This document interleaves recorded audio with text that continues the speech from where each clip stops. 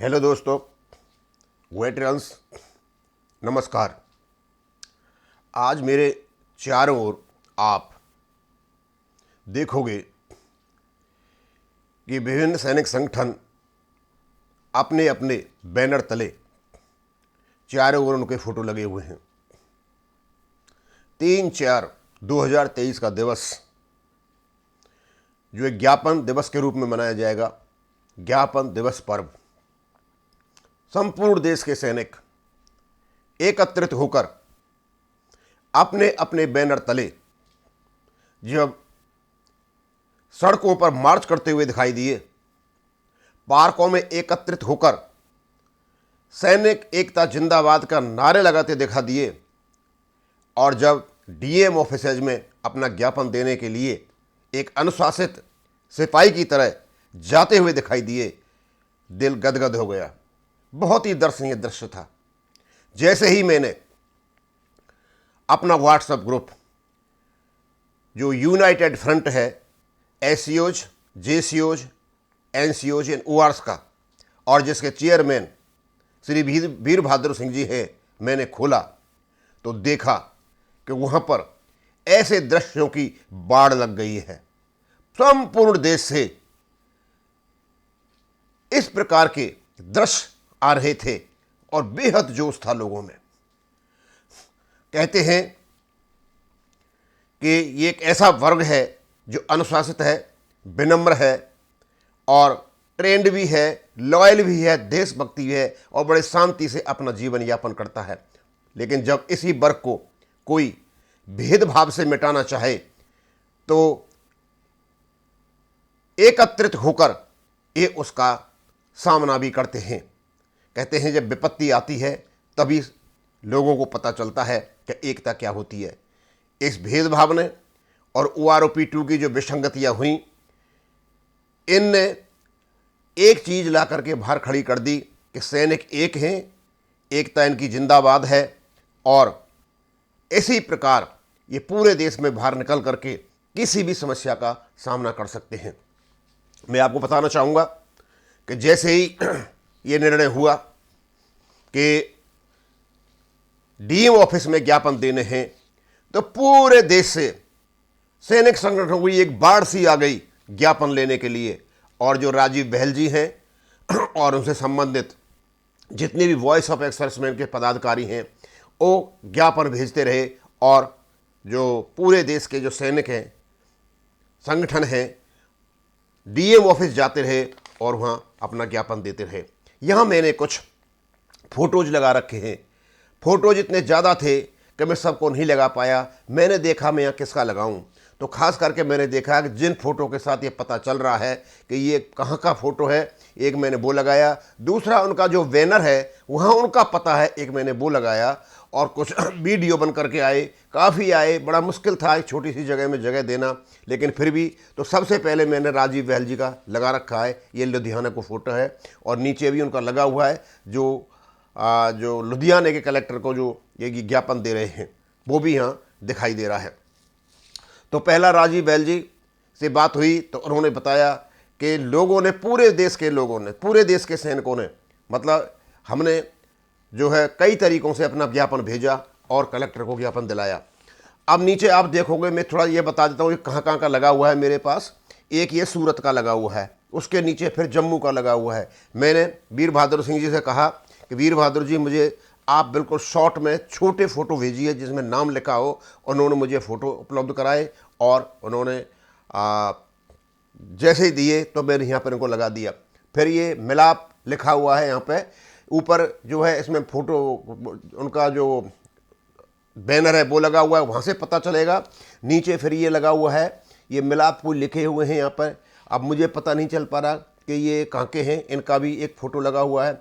फिर चरखी दादरी सूबेदार मैनपाल सिंह के बड़ी भारी ज़बरदस्त भीड़ हो रही है, उनका फ़ोटो मेरे को ये अपने जो चेयरमैन है यूनाइटेड फ्रंट के वीर बहादुर सिंह जी, उन्होंने भेजा। फिर प्रमोद जी का यहाँ पर लगा हुआ है, इनका बैनर है, इस बैनर से पता चलेगा। और नीचे फिर हिमाचल का लगा हुआ है, इधर औरंगाबाद महाराष्ट्र का भी लगा हुआ है और उत्तराखंड का भी लगा हुआ है। अब मैं आपको बताना चाहूँगा कि जितने भी ये फ़ोटो लगे हुए हैं, इनके अलावा तो कुछ भी नहीं है, 1% भी नहीं है। संपूर्ण देश से सैनिकों की अपने अपने बैनर तले सैनिक एकता जिंदाबाद की एक बाढ़ जैसी आ गई थी। अब मैं ये बताना चाहूँगा कि जब सैनिक अनुशासित है, इस प्रकार सड़कों पर आता है, तो शायद भारत सरकार के लिए एक ये संकेत भी है और संदेश भी है।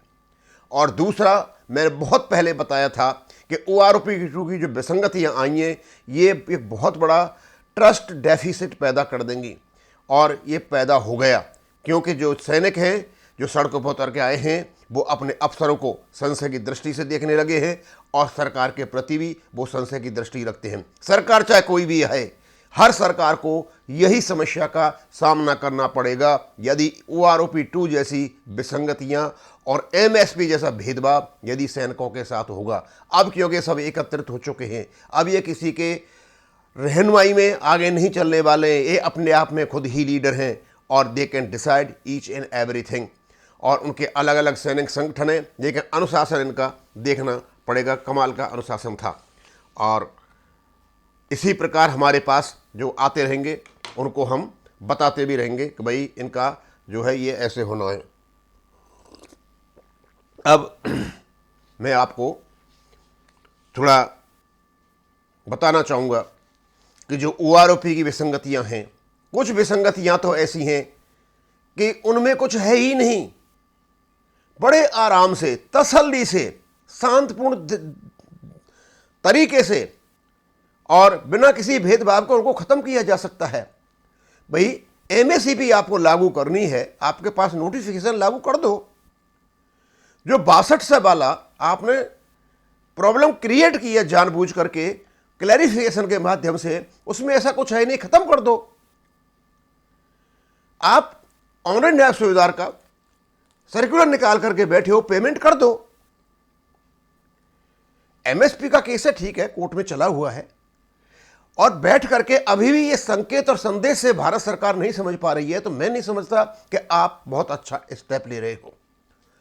आपको ये करना पड़ेगा। और सबसे बड़ी बात कि ये विसंगतियां जो हैं मेरी समझ में नहीं आ रही है कि chief of the army staff, chief of the naval staff, chief of the air staff, ये भारत सरकार को क्यों नहीं लिख रहे हैं कि ये विसंगतियां हैं, इनको आप खत्म कीजिए।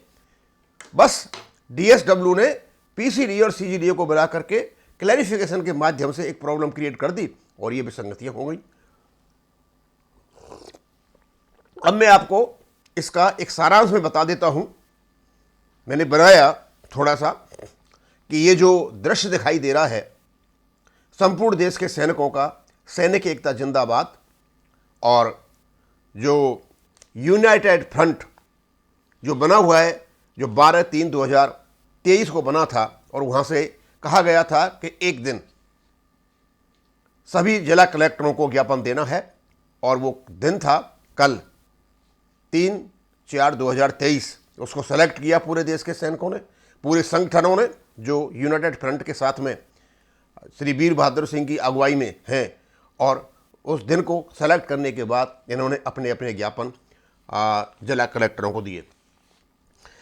अब मैं बताना चाहूँगा, मैं कुछ इसकी समरी बता दूं। संपूर्ण देश के पूर्व सैनिकों का ज्ञापन सौंपने का पर्व है ये, पूरे के पूरे देश का। और सैनिकों ने एक और बात कह दी कि हम एक हैं, हमें कोई तोड़ नहीं सकता, और हम एक ही रहेंगे। और इस प्रकार की एकता आने वाले दिनों में वास्तव में ही और दर्शनीय होगी। पूरे देश में पूर्ण जोश और उत्साह के साथ जिला कलेक्टरों के OROP की विसंगतियां और JCOR के साथ हो रहे भेदभाव के संबंध में जो ज्ञापन पूर्व सैनिकों ने नवनिर्मित यूनाइटेड फ्रंट, जिसके चेयरमैन श्री वीर बहादुर सिंह हैं, उनको जो दिया जिला कलेक्टरों को, वो वास्तव में दर्शनीय था। कहते हैं जब विपत्ति आए तभी लोगों की एकता, अनुशासन, साहस और संयम का पता चलता है। OROP-2 की विपत्ति ने ये कमाल कर दिखाया। यानी ये OROP-2 की विपत्ति नहीं होती तो शायद हमें ये एकता का दृश्य देखने को नहीं मिलता। एक संयमी, अनुशासित, शिष्ट और देशभक्त वर्ग जो चुपचाप रहकर सबको शांति का पाठ पढ़ाता है, लेकिन जब अन्याय और भेदभाव का सामना ऐसा वर्ग करता है तो ये वर्ग एक बाढ़ का रूप धारण करके सारे आताताइयों का सर्वनाश कर देता है। ये जो संकेत है बहुत बड़ा है, शब्दों में बयान नहीं किया जा सकता, मैं इसे नहीं बता सकता। जो जोश था मैं उसे शब्दों में नहीं बता सकता। बताओ, थोड़ी सी पिक्चर लगा करके मैं बता सकता हूं कि कल क्या हुआ।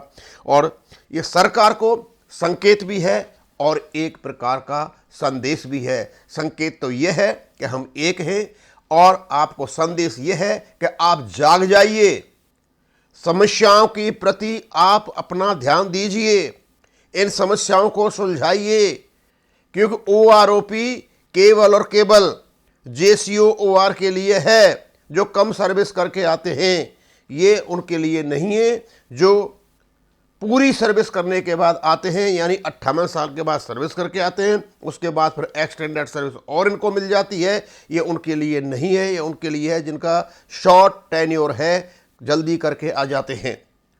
और इसके लिए जो आर्मर्ड फोर्सेज वेटरन्स एसोसिएशन के इंडिया के एक जो सदस्य हैं कर्नाटका के श्री M प्रभाकरन जी, उन्होंने EREP का सिद्धांत दिया था। शायद उस पर भी एक विचार किया जा सकता है। अर्ली रिटायरमेंट और इक्वल जो पेंशन है, आपकी यूटिलाइजेशन पेंशन जो है, उसको पूरा खाका बना करके दिया हुआ है, उस पर भी विचार किया जा सकता है। सोचने की ज़रूरत आ गई है, और मैं तो यही चाहूँगा कि जितना जल्दी इसको सुलझा सको बहुत अच्छा है। नहीं सुलझाएंगे तो सैनिक संगठन तो पीछे हटने वाले नहीं है। अब मैं इसको यहाँ ही ख़त्म करूँगा। थैंक यू, धन्यवाद।